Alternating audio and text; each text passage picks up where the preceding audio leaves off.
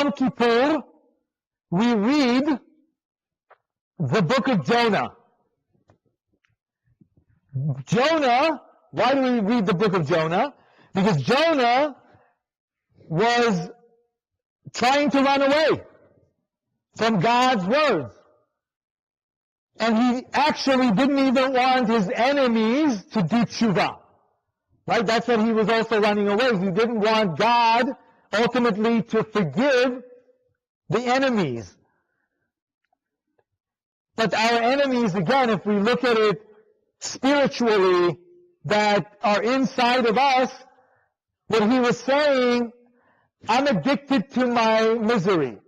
I'm addicted to my anger. I don't want God to calm the storm. And he knew that when he was running away, he creates storms. Because that's how God reacts.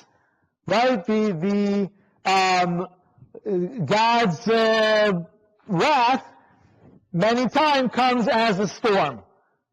So let's read for a minute a couple of verses from the book of Jonah.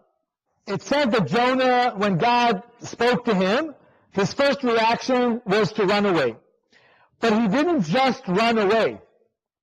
And I'm going to introduce a word here that appears also in Jeremiah a couple of times, and we'll see it in Jeremiah, and it's about bringing back. But bringing back from the end of the world. Like these angels go to the different ends of the world. They go to the ultimate sources.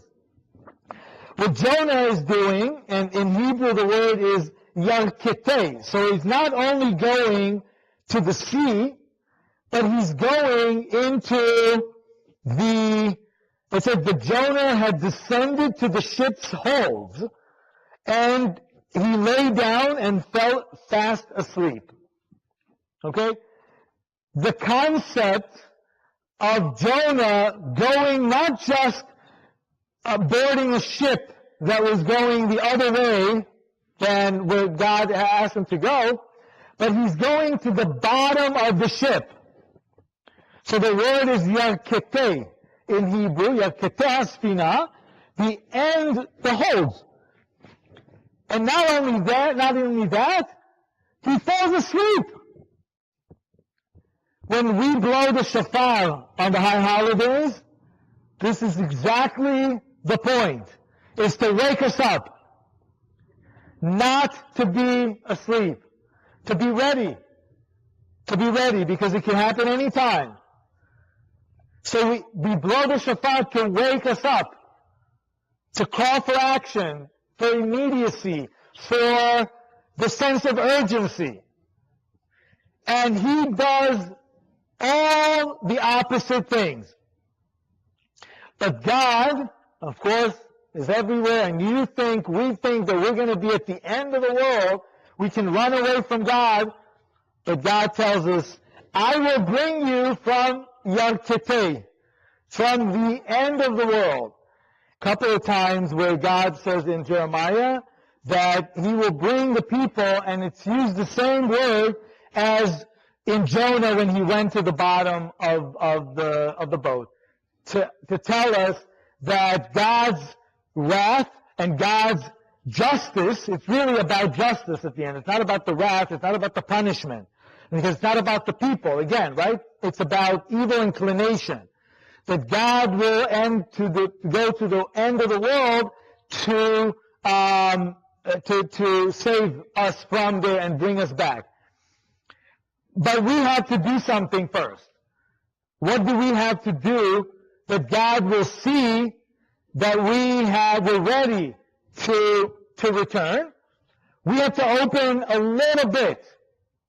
And what we have to do is show God that we pursue justice. That we're not just, again, it's a struggle, but at least that we're trying. And if we're trying, then God will bring us back totally.